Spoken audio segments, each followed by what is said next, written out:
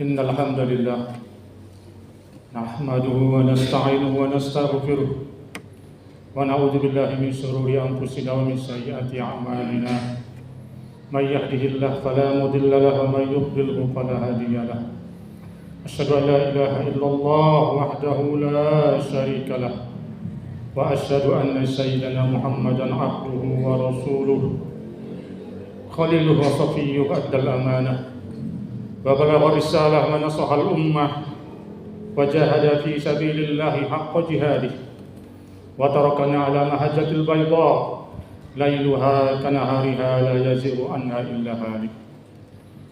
اللهم صل وسلم وبارك على نبينا وحبيبنا محمد وعلى آله وأصحابه أجمعين. أما بعد فيا عباد الله أوصيكم وإياي نفسي بتقوى الله فقد فاز المتقون.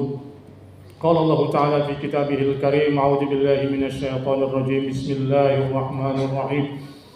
يا أيها الذين آمنوا اتقوا الله حق تقاته ولا تموتن إلا وأنتم مسلمون. Wahai sekalian orang-orang yang beriman, bertakwalah kamu kepada Allah dengan sebenar-benar takwa, dan janganlah kamu mati kecuali dalam keadaan muslim. Alhamdulillah, mari kita bersyukur kepada Allah atas segala nikmat yang Allah telah berikan kepada kita.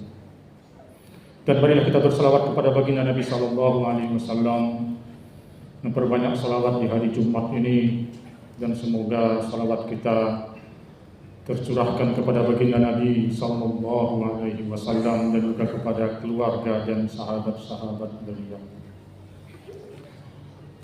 Allah Subhanahu wa taala berfirman dalam Al-Qur'an, a'udzubillahi minasyaitonir rajim. Wa wassa biha Ibrahim banihi wa Yaqub ya baniya innallaha astafa lakumud-din fala tamutunna illa wa antum muslimun. Am kuntum syuhada'a idh hadara Yaqub al-maut idh qala li banihi ma ta'buduna min ba'di qalu na'budu ilahaka wa ilaha abaika Ibrahim wa Ismail wa Ishaq ilahan wahida wa nahnu lahu muslimun. Surah Al-Baqarah ayat ke-132 133 ini Allah menerangkan mengenai wasiatnya Nabi Ibrahim dan Nabi Yaqub kepada kaumnya ketika itu. Wa wassa biha Ibrahim banihi wa Yaqub, telah berwasiatlah Nabi Ibrahim alaihi salam dan Nabi Yaqub alaihi wassalam kepada anak-anaknya. Innallaha astafa lakumuddin, dan sesungguhnya Allah telah memilih kepada kamu agama, yaitu agama Islam. Fala tamutunna illa wa antum muslimun, dan janganlah kamu mati kecuali dalam keadaan muslim, dalam keadaan berserah diri. Am kuntum syuhada idh hadara Yaqub al-maut, apakah kamu hadir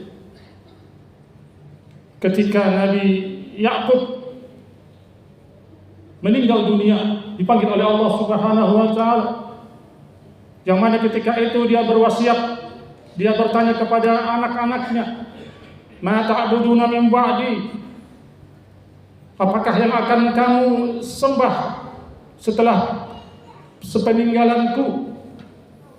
Qalu, mereka berkata, na'budu ilahaka wa ilaha abaika, kami akan menyembah, kami akan beribadah, menyembah Tuhanmu, Tuhan bapak-bapakmu, Nabi Ibrahim, Nabi Ismail dan Nabi Ishaq alaihimussalam, yaitu Tuhan yang Esa. Dan kami termasuk orang-orang yang berserah diri, orang-orang muslim. Dari dua ayat ini bisa kita ambil beberapa pelajaran. Yang pertama adalah menurut tafsir Ibnu Katsir, ayat yang ke-133 tadi itu adalah bantahan buat orang-orang musyrik Arab yaitu keturunan dari Nabi Ismail.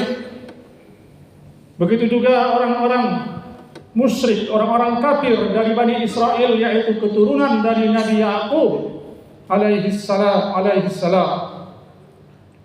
yang bahwasanya mereka mengaku apa yang mereka kerjakan ketika itu, yaitu berbuat syirik, berbuat kafir, itu sesuai dengan apa yang mereka ikuti dari nenek-nenek moyang mereka.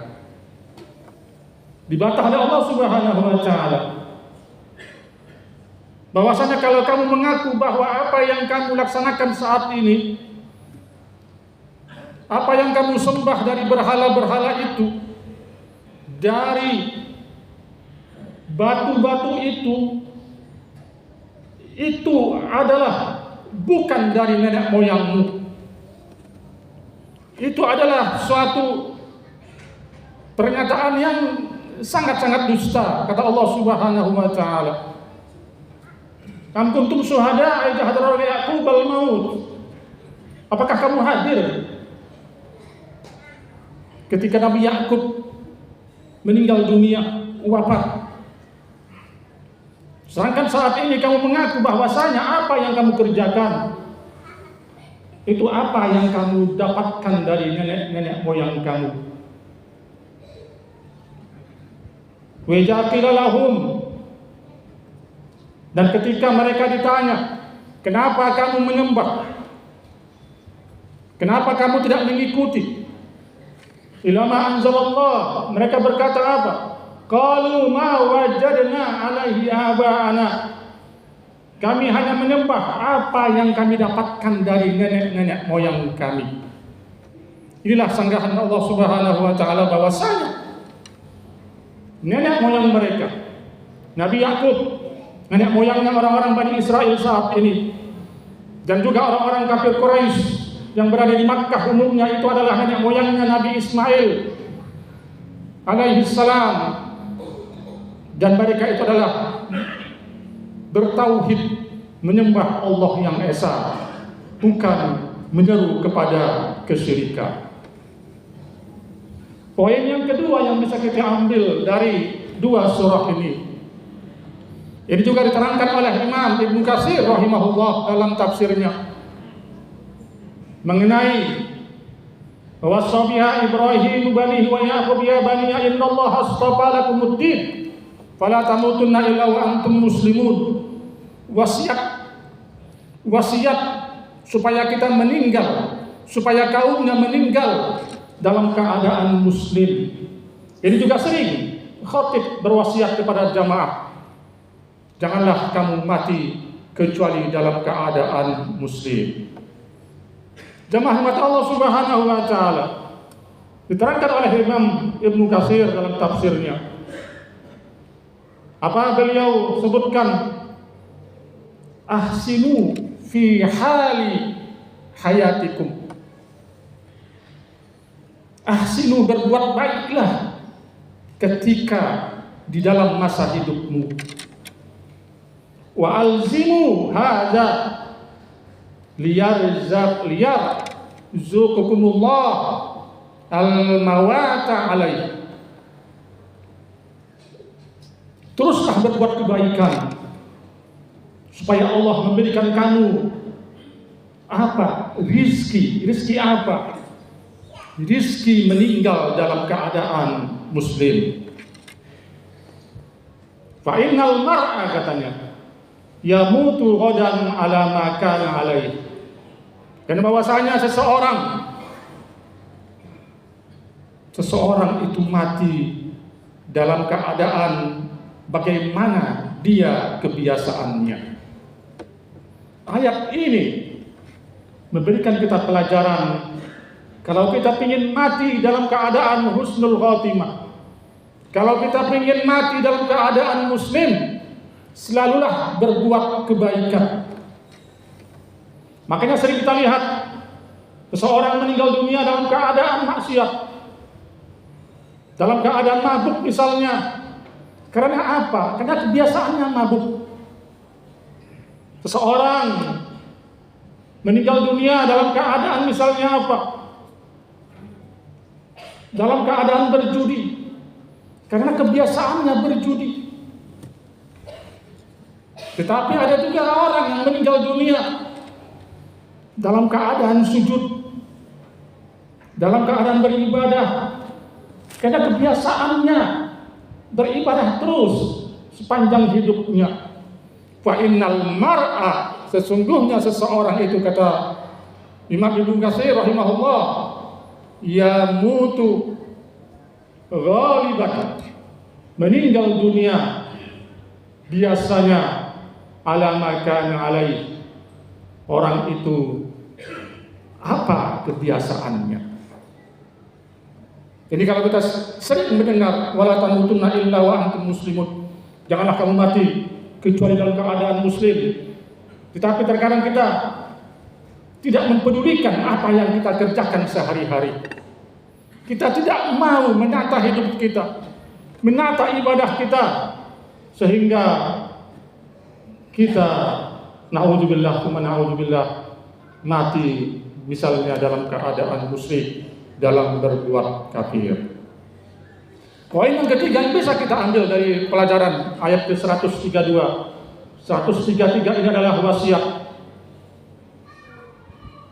Wasiat dalam Islam sangat dianjurkan. Memang benar, kita mungkin merasa masih lama kita mati. Tetapi siapa yang tahu, kullu nafsin dha'iqatul maut.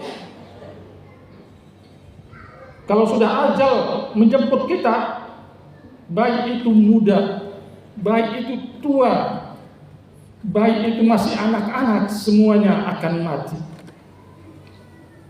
Dalam Islam dianjurkan kita berwasiat.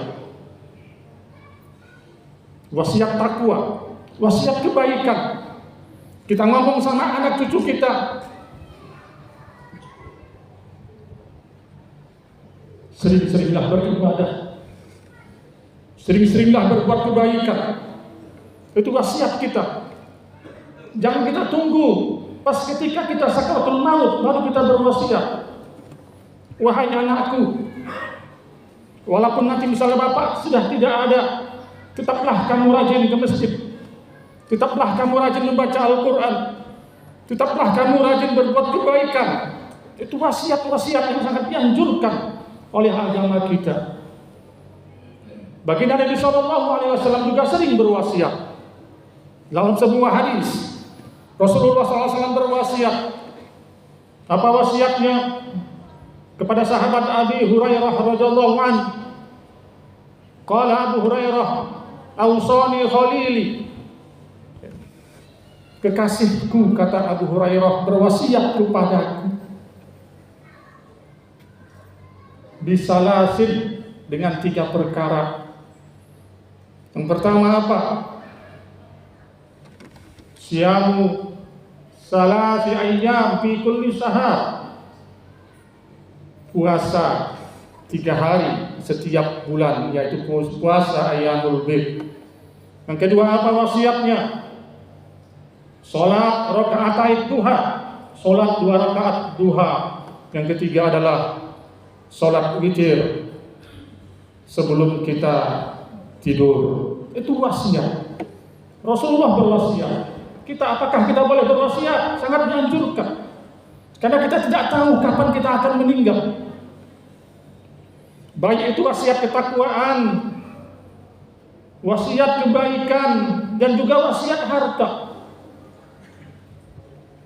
Wasiat harta, asalkan jangan wasiat itu wasiat menyuruh kepada kebatilan, menyuruh kepada maksiat, wasiat yang melanggar aturan-aturan Allah. Jangan sampai. Tetapi wasiat-wasiat harta misalnya, harta kita banyak, kita wasiatkan kepada anak cucu kita. Nanti harta saya tolong berikan kepada apa? Kepada masjid, kepada pembangunan pesantren-pesantren, kepada pembangunan sosial. Itu wasiat. Yang penting kalau masalah harta, jangan sampai lebih dari 1/3 dari keseluruhan harta kita. Begitu juga wasiat yang lain. Yang penting jangan wasiat itu sampai kepada mengajak kepada maksiat kepada Allah Subhanahu wa taala. Jemaah dimata Allah Subhanahu wa taala, mudah-mudahan 3 poin ini dari ayat yang sangat mulia ini memberikan kita pelajaran. Yang pertama tadi, bahwasanya klaim orang-orang musyrik, mungkin juga saat ini banyak orang yang mengatakan berbuat maksiat itu adalah sesuai dengan nenek moyang kami. Nenek moyang kami mengatakan demikian, itulah yang kami ikuti. Begitu juga orang-orang musyrik ketika itu, orang-orang Bani Israel ketika itu mengatakan kami menyembah patung ini karena kami mengikuti nenek moyang kami.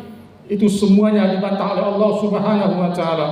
Bahwasanya nabi-nabi, khususnya Nabi Ibrahim, anaknya Nabi Ishak dan Nabi Ismail, Nabi Ishak punya anak Nabi Yakub, itu mereka itu semuanya berwasiat kepada ketauhidan, mengesahkan Allah Subhanahu wa taala. Yang kedua tadi saya ulang sedikit pada jamaah yang mati Allah Subhanahu wa taala, kalau kita mau mati dalam keadaan muslim itu tidak mudah. Kita harus membiasakan beribadah kepada Allah.